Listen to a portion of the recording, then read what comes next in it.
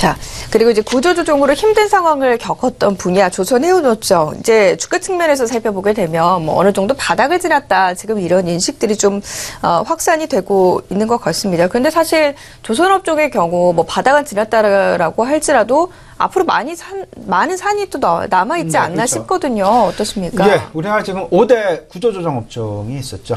조선, 해운, 철강, 화학, 그리고 건설까지. 근데 업황 개선이 빠르게 나타났었던 석유화학하고 건설, 그리고 철강업종 같은 경우에는 다소간 구조조정, 정부에서 의지를 가지고 있는 구조조정이 다소간 뒤로 수년이 되어 있는 그런 상황이고요.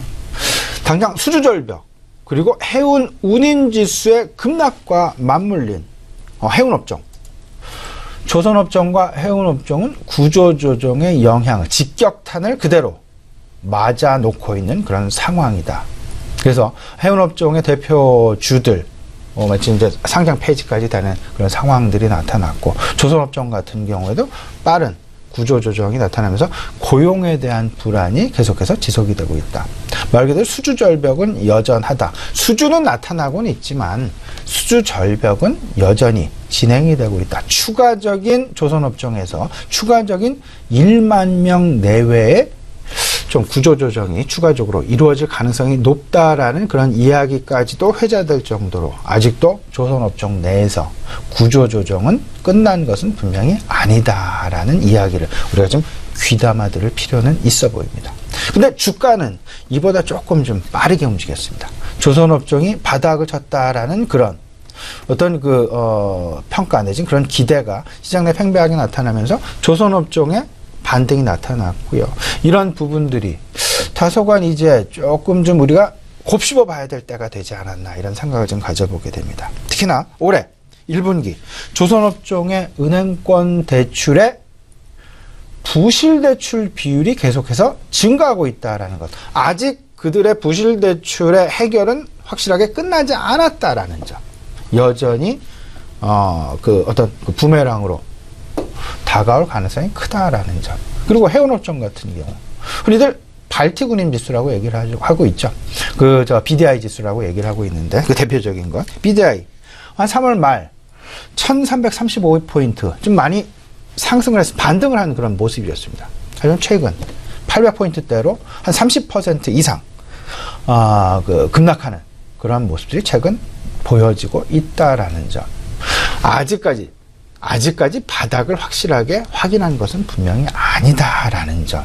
이런 부분 생각해 보시면서 지금 다양한 경기 민감주들, 석유화학, 철강, 정유, 반도체, 자동차까지 어떤 주가의 상승이 코스피 지수의 상승과 함께 맞물려서 오히려 코스피 지수의 상승을 이끌어갔다라면 거꾸로 소외주 찾기를 한편에서는 하고 있었습니다. 근데 그 소외주 속에 조선업종과 해운업종이 순간 좀 편입되는 그런 모습도 보였지만 제 개인적인 판단은 이것은 분명히 아니다.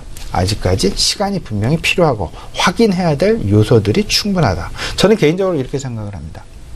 어찌 보면 제가 생각하는 어떤 투자의 가장 중요한 핵심, 물론 조금 좀 늦게 나타나긴 하는데요.